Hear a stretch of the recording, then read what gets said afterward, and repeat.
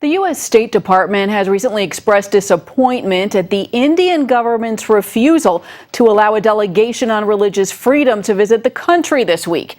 3 delegates from the U.S. Commission on International Religious Freedom were scheduled to visit India, but they were not granted visas. One of those delegates is Father Thomas Reese, and he joins us now from our Washington, D.C. bureau. Father, thanks for joining us today.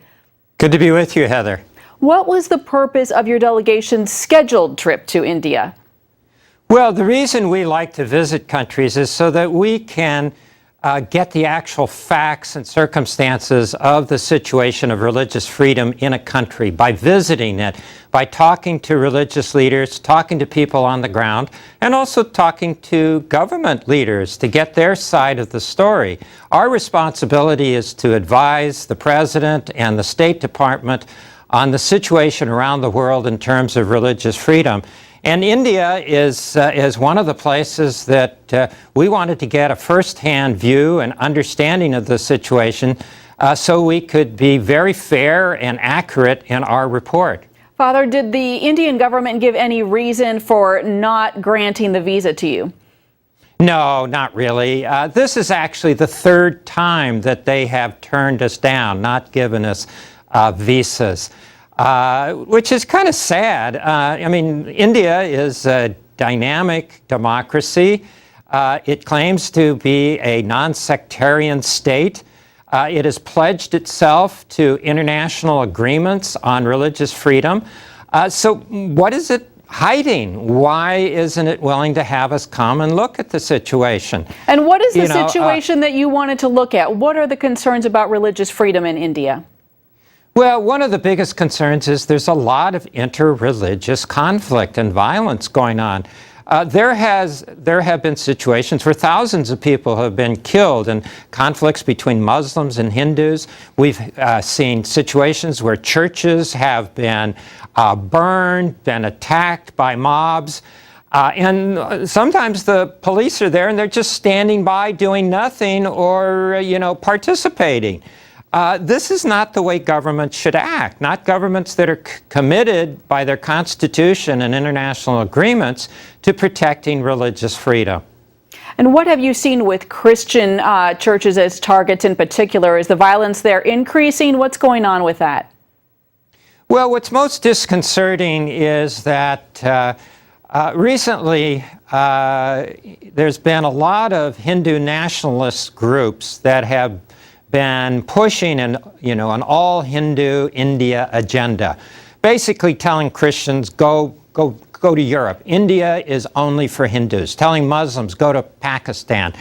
And so we've seen that kind of atmosphere, that kind of rhetoric, encouraging radicals to attack churches, to disrupt religious services, to actually injure and rape people who, Christians and others who, don't follow the same faith they do.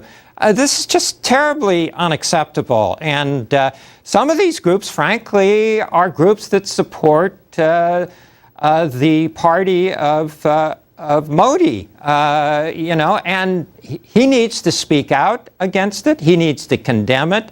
And not just in English to the international press, he needs to do it to his own followers in the local languages that they understand. What is your hope at this point going forward? You have not received visas. You've applied multiple times. What's the plan now? Well, our plan is to do our report to the best ability that we can. We have other sources of information, obviously newspaper reports, NGOs and other groups, religious leaders who come and visit us in Washington and report on what's going on there. We would have liked to have had firsthand personal contact with the Indian people in their country and with their government and their religious leaders. But, we're going to do the best we can with our report, lacking that personal contact.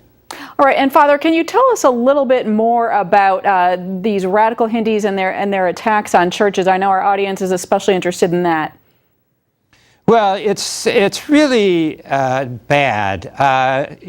One of the things, for example, is that, for example, if a Hindu decides he wants to become a Christian, okay, under international agreements and any concept of religious freedom, a person should be able to follow their conscience, to either change their faith or keep their faith, whatever they want. But they're stirring up trouble frequently by saying, oh no, these people are being forced to become Christians, which is utter nonsense. And then so that riles up mobs and crowds to attack Christian churches and Christian ministers. This is the kind of thing that we're very concerned about. All right, Father Thomas Reese, a lot going on, a lot to pray about. Thanks for joining us.